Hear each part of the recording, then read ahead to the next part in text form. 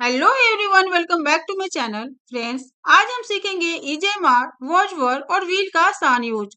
और हम समझेंगे कि एक सिंपल सेंटेंस को नहीं और क्या वाले सेंटेंस में कैसे बदलते हैं, यानी उन्हें निगेटिव और इंट्रोगेटिव सेंटेंस कैसे बनाते हैं। इसलिए ये क्लास बहुत इंपॉर्टेंट होने वाली है, तो वीडियो के अंत तक जरूर बने रहिएगा। चलिए शुरू करते हैं आज की क्लास। सबसे पहला वर्ड है ईज, जिसका मतलब होता है। ईज का मतलब होता है। जब भी वाक्य के अंत में है आए तो इंग्लिश सेंटेंस बनाने के लिए इज का यूज करते हैं। बस ध्यान ये रखना होता है कि इसका यूज सिर्फ सिंगुलर सब्जेक्ट यानी ही, शी, इट और कोई एक नेम के साथ होता है। एग्जाम्पल देखिए, वह खुश है, शी इज हैप्पी। वह खुश है, शी इज हैप्पी। यहाँ वाक्य के अंत में है आया है, इसलिए सेंटेंस में इज का यूज हुआ है और यह एक सिंपल सेंटेंस है। इसको निगेटिव बनाने के लिए क्या करते हैं, सेंटेंस में हेल्पिंग वर्ब के बाद नॉट लगा देते हैं। फ्रेंड्स, जब भी किसी सेंटेंस में नो और नॉट आए तो वो निगेटिव सेंटेंस होता है। एग्जाम्पल देखिए, वह खुश नहीं है, शी इज नॉट हैप्पी।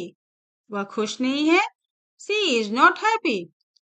अब आते हैं इंट्रोगेटिव सेंटेंस। इंट्रोगेटिव सेंटेंस क्या होता है, सारे WH वाले सेंटेंसेस यानी जितने भी क्वेश्चन वाले सेंटेंसेस होते हैं वो इंट्रोगेटिव सेंटेंस होते हैं।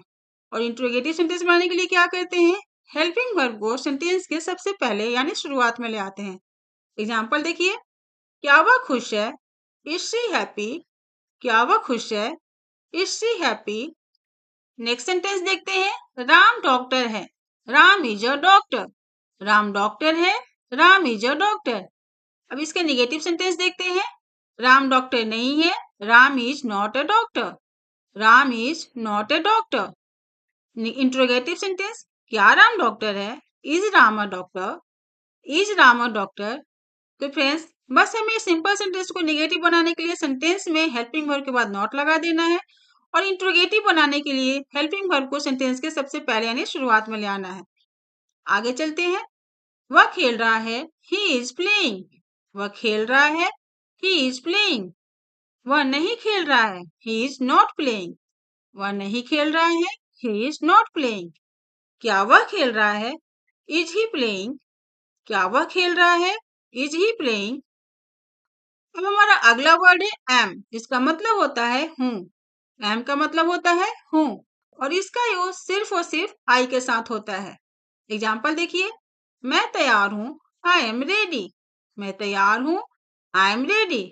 इसका निगेटिव सेंटेंस देखिए, मैं तैयार नहीं हूँ, आई एम नॉट रेडी।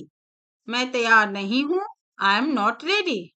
इसका इंट्रोगेटिव सेंटेंस यानी क्वेश्चन वाले सेंटेंस देखिए, क्या मैं तैयार हूँ, एम आई रेडी। क्या मैं तैयार हूँ, am I ready. Next sentence, मैं घर पर हूँ, आई एम एट होम। मैं घर पर हूँ, I am eight home. Negative देखिए, मैं घर पर नहीं हूँ, I am not at home. मैं घर पर नहीं हूँ, I am not at home. Interrogative sentence, क्या मैं घर पर हूँ, एम आई एट होम। क्या मैं घर पे हूँ, am I at home. Next sentence, मैं पढ़ रहा हूँ, आई एम स्टडिंग। मैं पढ़ रहा हूँ, आई एम स्टडिंग। इसका निगेटिव देखिए, मैं नहीं पढ़ रहा हूँ, आई एम नॉट स्टडिंग। मैं नहीं पढ़ रहा हूँ, आई एम नॉट स्टडिंग। क्या मैं पढ़ रहा हूँ, एम आई स्टडिंग। क्या मैं पढ़ रहा हूँ, एम आई स्टडिंग। और अब अगला वर्ड है आर, जिसका मतलब होता है। आर का मतलब है। जब भी वाक्य के अंत में है आए तो वहां पर आर का यूज होता है, यानी ये प्लूरल सब्जेक्ट यू, वी, दे और एक से ज्यादा व्यक्ति और वस्तु के नाम के साथ यूज होता है। एग्जाम्पल देखिए, हम दोस्त हैं, वी आर फ्रेंड्स। हम दोस्त हैं, वी आर फ्रेंड्स। यहाँ पर एक से ज्यादा फ्रेंड्स है, इसलिए यहाँ पर क्या यूज हुआ है, आर। इसका निगेटिव सेंटेंस देखिए, हम दोस्त नहीं हैं, वी आर नॉट फ्रेंड्स। हम दोस्त नहीं हैं, वी आर नॉट फ्रेंड्स। क्या हम दोस्त हैं, आर वी फ्रेंड्स। क्या हम दोस्त हैं, आर वी फ्रेंड्स। अगला सेंटेंस देखिए, तुम व्यस्त हो, यू आर बिजी। तुम व्यस्त हो, यू आर बिजी। इसका निगेटिव सेंटेंस, तुम व्यस्त नहीं हो, यू आर नॉट बिजी। तुम व्यस्त नहीं हो, यू आर नॉट बिजी। क्या तुम व्यस्त हो, आर यू बिजी। क्या तुम व्यस्त हो, are you busy. Next sentence, बच्चे खेल रहे हैं, the children are playing. The children are playing. इसका निगेटिव देखिए, बच्चे नहीं खेल रहे हैं। The children are not playing. The children are not playing. Interrogative यानी क्वेश्चन वाला सेंटेंस, क्या बच्चे खेल रहे हैं? Are the children playing? क्या बच्चे खेल रहे हैं? Are the children playing? Friends, video अगर हेल्पफुल लगा हो तो इसे लाइक करें और अपने दोस्तों के साथ ज्यादा से ज्यादा शेयर जरूर करें। चलिए आगे बढ़ते हैं। अगला वर्ड है हमारा वॉज, जिसका मतलब होता है था और थी। वॉज का मतलब था और थी। जब भी वाक्य के अंत में था और थी आए तो वहां पर हम वॉज का यूज करते हैं। और इसका यूज पास्ट के लिए भी होता है। जब भी हम बीते समय की बात करते हैं तो वहां पर भी वॉज का यूज होता है। और इसका यूज सिंगुलर सब्जेक्ट यानी ही, शी, इट कोई एक नेम के साथ होता है। प्लस इसका इस्तेमाल आई के साथ भी होता है, क्योंकि आई भी अपने आप में सिंगुलर सब्जेक्ट होता है। चलिए एग्जाम्पल देखते हैं इसका। वह घर पर थी। She was at home. She was at home. Negative sentence, वह घर पर नहीं थी। She was not at home. She was not at home. Question वाले सेंटेंस यानी इंट्रोगेटिव सेंटेंस देखते हैं। क्या वह घर पर थी? Was she at home? Was she at home? अगला सेंटेंस, मौसम ठंडा था। The weather was cold. The weather was cold. Negative देखिए इसका, मौसम ठंडा नहीं था। The weather was not cold. The weather was not cold. Interrogative sentence, क्या मौसम ठंडा था? Was the weather cold? Was the weather cold? Next sentence, वह सो रहा था। He was sleeping.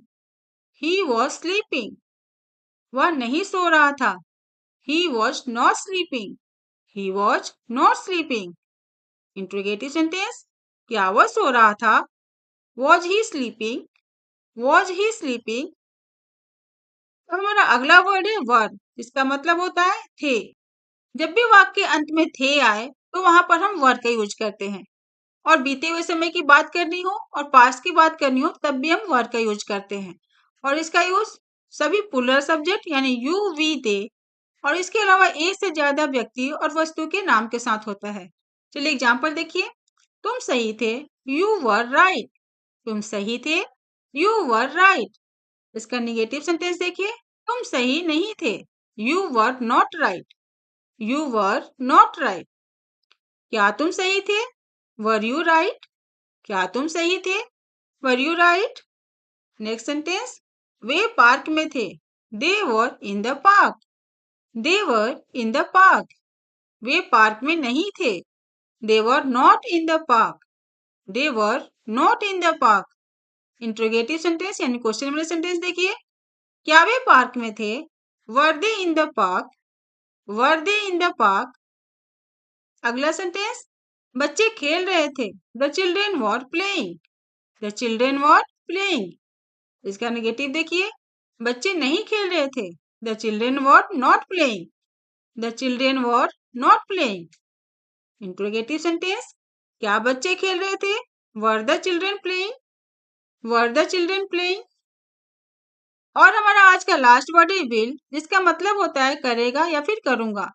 जब भी वाक्य के अंत में गा, गे, गी आए तो वहां पर हम विल का यूज करते हैं। और विल का यूज हमेशा फ्यूचर यानी भविष्य की बात बताने के लिए होती है, यानी आने वाले समय की बात बतानी हो तो वहां पर हम विल का यूज करते हैं। और इसका यूज किस सब्जेक्ट के साथ होता है? इसका यूज सभी सब्जेक्ट के साथ होता है, यानी सिंगुलर और प्लूरल बोथ के साथ विल का यूज होता है। एग्जाम्पल देखिए। वह क्रिकेट खेलेगा। He will play cricket. वह क्रिकेट खेलेगा। He will play cricket. इसका निगेटिव सेंटेंस देखिए। वह क्रिकेट नहीं खेलेगा। He will not play cricket. He will not play cricket. Interrogative sentence, क्या वह क्रिकेट खेलेगा? Will he play cricket? Will he play cricket? तुम मेरी मदद करोगे। You will help me? You will help me? तुम मेरी मदद नहीं करोगे। You will not help me? You will not help me? क्या तुम मेरी मदद करोगे? Will you help me? Will you help me? और अब नेक्स्ट और आज का लास्ट सेंटेंस, हम अंग्रेजी सीखेंगे। We will learn English. We will learn English. हम अंग्रेजी नहीं सीखेंगे। We will not learn English. We will not learn English. क्या हम अंग्रेजी सीखेंगे? Will we learn English? Will we learn English? Friends, अब आज के लिए आपके लिए इजी और सिंपल ट्रिक। ईजेएमआर का यूज हमेशा अभी और प्रेजेंट टाइम के लिए होता है। वॉज वर्ड का यूज पास्ट के लिए यानी बीते हुए समय की बात हो तब हम वहाँ वॉज वर्ड का यूज करते हैं। विल का यूज भविष्य यानी आने वाले समय की बात हो तो वहां पर हम विल का यूज करते हैं। निगेटिव सेंटेंस, सेंटेंस में हमेशा हेल्पिंग वर्ब के बाद नो और नॉट लगा दो तो वो निगेटिव सेंटेंस होता है। Interrogative sentence, helping verb sentence के सबसे शुरुआत में लेकर आते हैं तो वो इंट्रोगेटिव सेंटेंस होता है। जितने भी क्वेश्चन वाले सेंटेंस होते हैं WH वाले सेंटेंसेस वो सारे इंट्रोगेटिव सेंटेंस होते हैं। अब आज के लिए आपके लिए होमवर्क है, इन सभी सेंटेंसेस से निगेटिव इंट्रोगेटिव सेंटेंस बनाकर कमेंट सेक्शन में बताइए। That's all for today. अगर वीडियो पसंद आई हो तो इसे लाइक करें, अपने दोस्तों के साथ ज़्यादा से ज़्यादा शेयर करें। ऐसी इजी इंग्लिश वीडियोस के लिए मेरे चैनल को सब्सक्राइब करना ना भूलें। Till then keep learning. Thanks for watching.